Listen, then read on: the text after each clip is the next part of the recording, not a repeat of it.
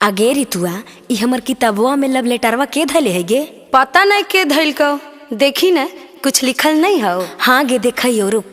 I love you Anjali. अरे देखी निर्बंसा मितवा रखले हो। आगे सर तर कह न दे मारथिन 5 डंडा सब एक प्यार के भूत उतर जैते। सर जी देखिए हमरा किताब में लव लेटर रख दिया है। अरे कौन है, कौन रख दिया है? और की सर अमितवा छौड़ा है। अरे हमरा बारे में कह रहा की हो। अच्छा पढ़ो तो उसमें क्या क्या लिखा है? इसमें लिखा है आई लव यू अंजलि, मैं तुमसे प्यार करता हूँ। अरे साला आज तो फंस गई हो। नहीं सर हम नहीं लव लेटर धरे हैं, हमको फंसा रही है। अरे फंसा कैसे रही है, तुम्हारा ही ना नाम लिखा हुआ है। सर इसका नियत ठीक नहीं है, जब देखता है तब लाइन मारता है, आंख मारता है। जैसे ही लगले छुट्टी के घंटी तब गलिया रोकड़ ले हले। सर ये छौड़ा हम पे आंख भी मारता है। जैसे ही लगले छुट्टी के घंटी तब गलिया रोकड़ ले हले। ए सर सुनिए ना। अरे बोलो ना रे, सुन रहे हैं। ई छौड़ा नाश्ता के टाइम में लेटरवा बस्ता में धर ले हले।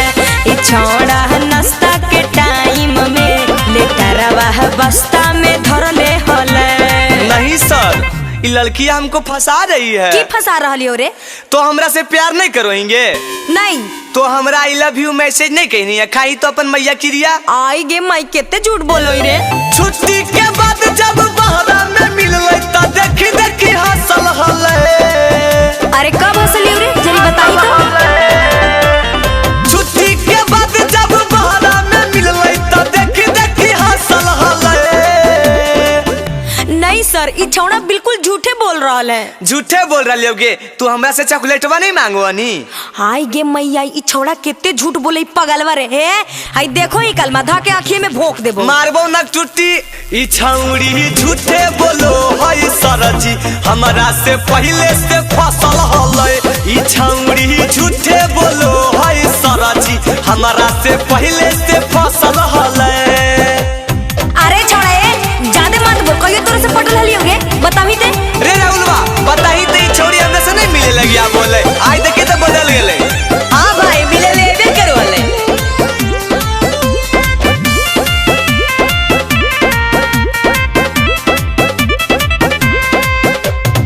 झूठो फसाबो है हमारा नाम हो, हम नहीं करलिए सर जी ऐसा ना काम हो। दोनों के साजिश है।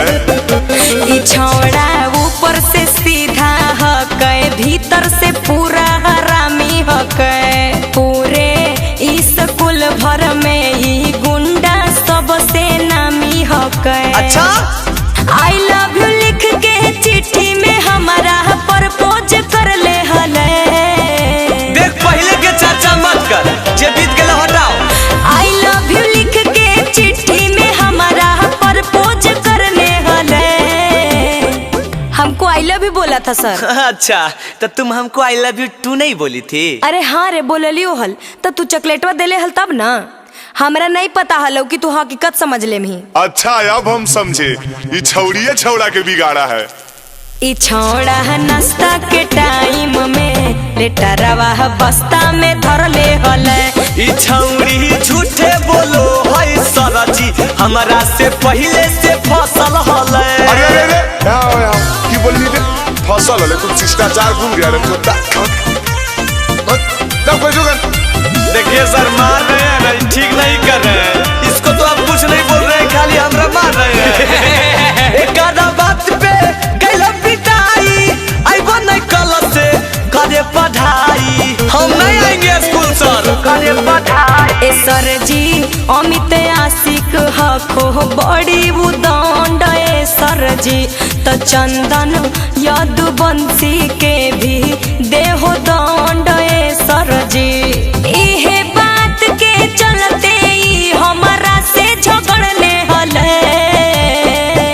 हाँ तो अपन गलती काहे नहीं बताबो ही? इहे बात के चलते ही हमारा से झगड़ने हले।